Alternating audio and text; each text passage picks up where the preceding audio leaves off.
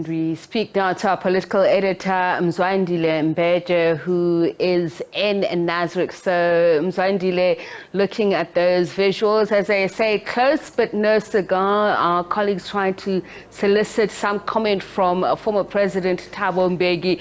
But you were able to catch a moment with former President Jacob Zuma. All of them tight-lipped, but it's understandable, isn't it? A lot of this has to be played close to the chest.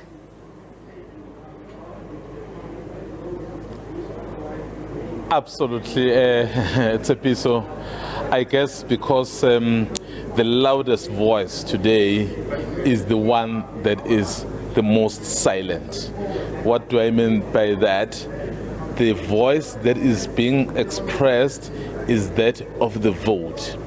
Today is a very important day, rather it's an important night because we are going through the night already. Delegates are now being able to express exactly what they came here for, particularly when it relates to the issue of leadership. So the former leaders did not want to say anything. I guess in terms of policy, they will express that one in the commissions.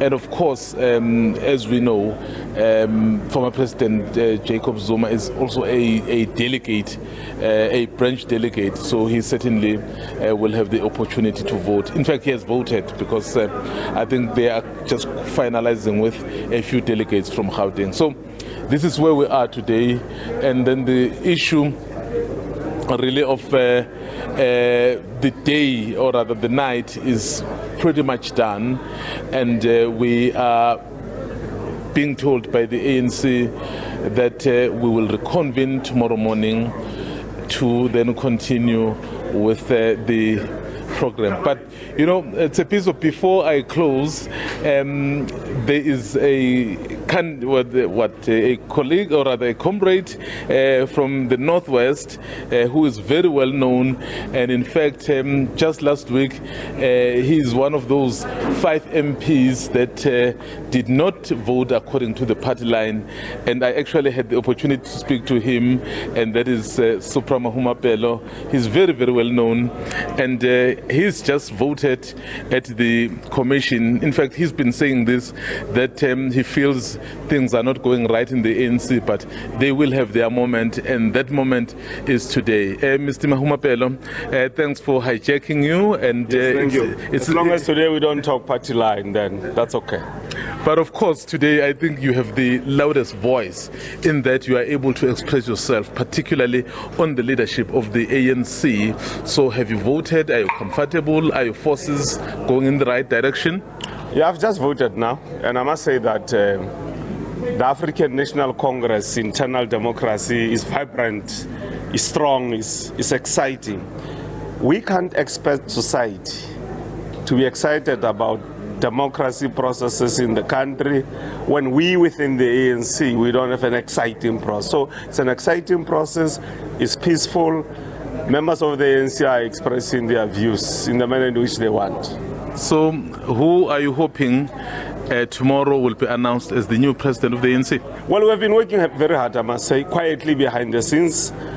And as a collective, we came to a decision that Comrade Zweli, tomorrow when the sun sets, he should be preparing to walk gradually towards the stadium where we'll be doing our January 8 next year. How confident are you, given that the incumbent had actually more than 2,000 nominations, and then Mkhize had just under 1,000 nominations? How confident are you that you have been able to turn the corner? Nominations there's a huge difference between nominations and election, huge, massive, right? I'm here as a branch delegate from Ward 12, and I know the processes that ensued in the branch around the nominations and how that is qualitatively different from voting. So voting is something else, and you'll get the answers tomorrow when the results are announced, that we now have a new president in this country, Dr. Zweli Mkhize, and the sooner we acclimatize ourselves with that, the better. The markets must stabilize, there must be no brouhaha and so on, because the policies of the ANC are the same. It is only the tempo and the emphasis that is different from one leader to the next. You've been very vocal, in fact, going as far as to say President Ramaphosa must step down. Of course, this is the opportunity, I guess, to action that. But remember, you are not the only one voting here. Others are voting for him to stay. If he gets re-elected, will you be comfortable working with him, given that democracy would have won? Yeah, of course. I mean, we are Democrats. We have been to many conferences where we didn't make it. Like in 2017, we were not supporting Comrade Ramaphosa to be the president. We were supporting Nkosazana Dlamini Zuma, so we lost. But we have been working with Ndata Ramaphosa. But along the way, we could realize that things are not as the way we thought they will be. And I'll give you just two examples. The first one, there is deliberate ideological dilution of the African National Congress. What does this mean in terms of examples? One, we cannot have a state that relegates the responsibility to create jobs to the private sector. Black people in this country will never control the majority of the private sector here. It's entrenched, it's capitalist, it's arrogant, you can't penetrate it. Which means that the instrument you have to confront the private sector's might, it is the state. So what is left for us as the ANC is to make sure that we harness the capacities around making sure that the state is efficient and is able to deliver. Last week or earlier this week, you were served with letters of the DC for voting against the party line. I haven't received the letter. So you did not receive the letter? No, I just saw on TV, NDZ and 4 others. But in the event you receive yours? But I'm looking forward to get the letter because I really want to go and sit down with our leadership without going into detail because this is a DC matter. Our leadership and talk about the difference between what the ANC is about and what the ANC expects us to do as it differs from what the leadership, not the ANC, the leadership expects you to do. There's a difference between the two, and we can go into town in explaining that. So I will rather be on the side of what the African national policy and principles are about, pursue them, defend them, popularize them, than what from time to time some leaders may say do this and don't do that. Have you discussed the integrity commissions on Palapala? I'm surprised that there was this vibe about integrity committee which is going to be tabled here. Remember the NEC last week? Yes. Instead of discussing this matter and finalizing it, referred to the conference.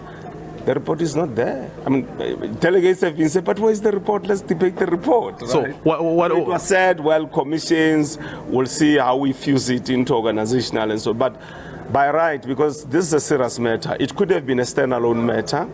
Present the report, make it public as a transparent organization, engage robustly, differ where we differ, agree where we agree, and come to some kind of a decision going forward.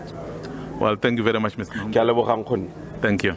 Well, there is the MP, the Member of Parliament of the ANC, and of course the NEC member, Supra Mahumapelo, so very well known. In fact, last week he broke ranks with his colleagues and voted against the party line, which was very interesting, Tsepiso. And then of course the ANC instituted some sort of action against those members. Earlier, before I picked him up in terms of our discussions, I was just wrapping up in terms of the day today.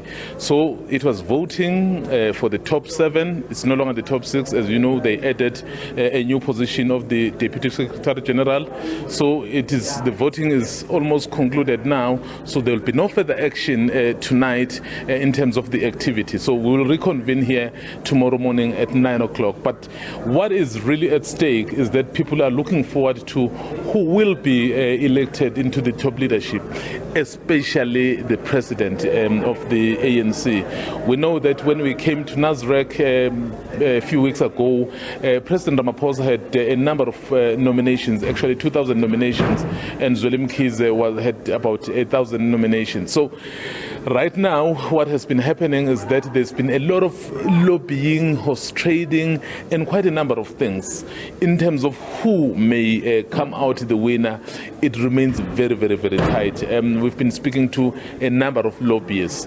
A province like Limpopo, for example, which came out very early in support of President Ramaphosa for a second term, its leadership is basically supporting Zweli Mkhize now. But of course, we know that the branches said, you know what, they stick to their mandate. Northwest, we've spoken to the chairperson of Northwest, who in their PGC proclaimed President Ramaphosa, but of course here he says he's been able to engage with other stakeholders, other comrades, and then they are now supporting Zweli Mkhize. So basically things are really changing. Same thing with Gauteng as well. So it is very interesting to see how this will pan out given the kind of machinations, horse trading, all sorts of engagements between these comrades. Remember, as much as the branch gives you the mandate to vote a particular comrade, so you are allowed to persuade and be persuaded, and you may then change that viewpoint.